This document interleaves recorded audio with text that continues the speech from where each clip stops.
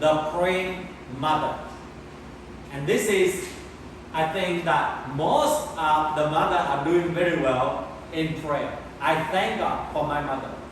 When I was very small, I could see that every day when she wake up, she kneel down and she keep praying.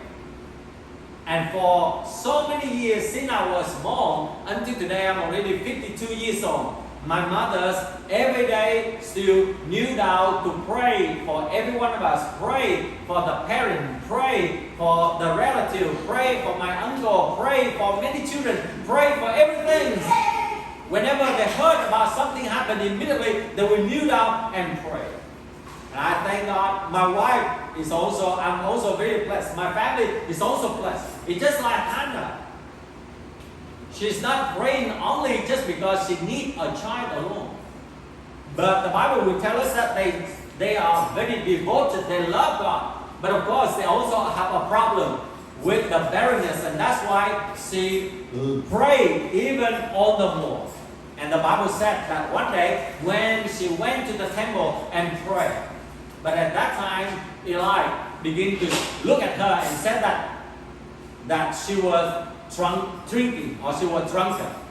So this is what she replied: "Do not take your servant for a wicked woman. I have been praying here out of my prayer and anguish and grief." Eli answered, "Go in peace, and may the God of Israel grant you what you have asked of him." She said, "May your servant find favor in your eyes." Then she went away and ate something, and her face was no longer downcast. Early the next morning, they arose and worshipped before the Lord, and then went back to the home. And Ramah, Elkanah made love to his wife Hannah, and the Lord remembered her. In other words, that we see that she's not only had Samuel, but also had another 3 sons and another 2 daughters as the blessing of God. So we see that a praying mother is very important. It may bring the new destiny for the children, but also bring a lot of protection of God upon the family.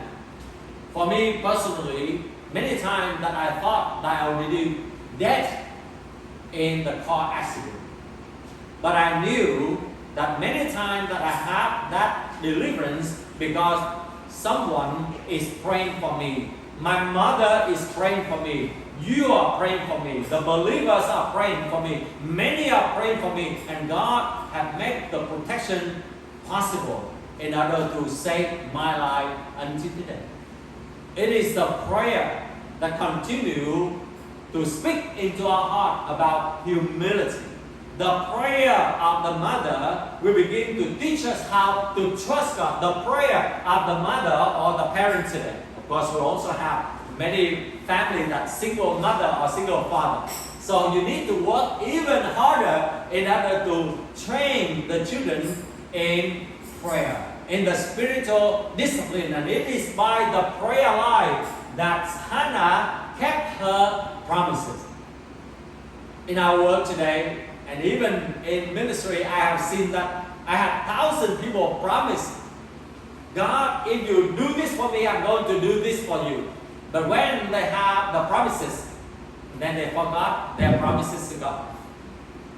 They said, oh, I'm going to be more faithful in the Bible school, to study in the Bible school, if you're going to bring this healing, or maybe you bless this business or that project. But when they are being blessed, immediately they don't even go to church. How much more to go to the Bible school? We also have many people that they said that if God, you heal my incurable sickness and diseases, I'm going to serve you. But after the sickness will kill, and you know that we don't even see them anymore. There are so many things like that.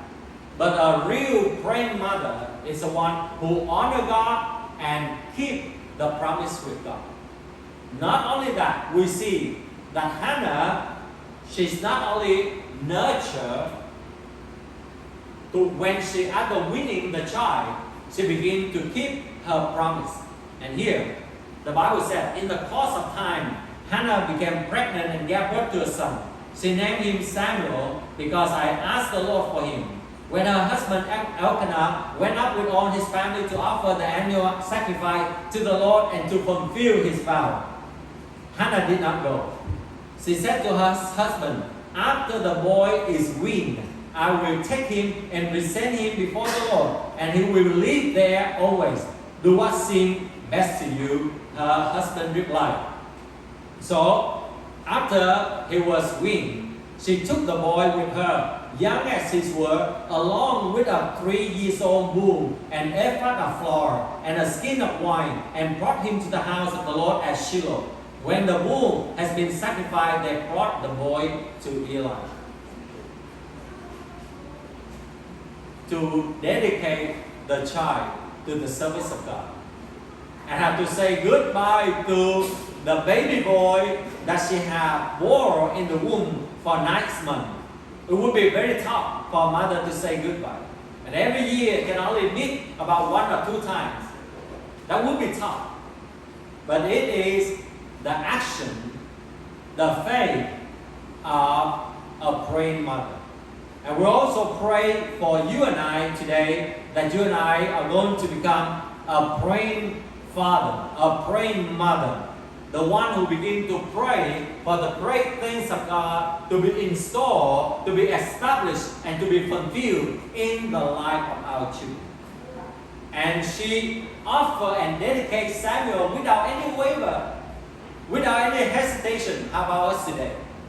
Maybe a long time ago that I shared to you that many people have this saying, and I'm not very happy about that. If the children can enter into college, let the world use them. But if they don't enter into college, let the church use them. What kind of mentality? That is the wrong mentality. When we offer to God, it must be the best, right? It's just like when we offer the bull offering, must be the best without any blemish. And in the same time, in the same way, when we offer our children to God, we have to offer the best. We have to offer the talent of their children for God's use. We have to offer their youth for God's use. We have to offer their life for God's glory. And this is something that you and I need to bear in mind. And if you and I are not the prayerful people, you will never think about that. Because the materialistic world has so many temptations. We want our children to become a doctor. We want our children to become a lawyer. We want our children to become a politician. We want our children to become a businessman. We want our children to become a profession that can earn a lot of money. But we don't want our children to be poor by serving God. But that is, once again, that is a wrong notion that we have. But if God be willing, and as a praying mother and a praying father, let us be faithful to fulfill what God has given to us.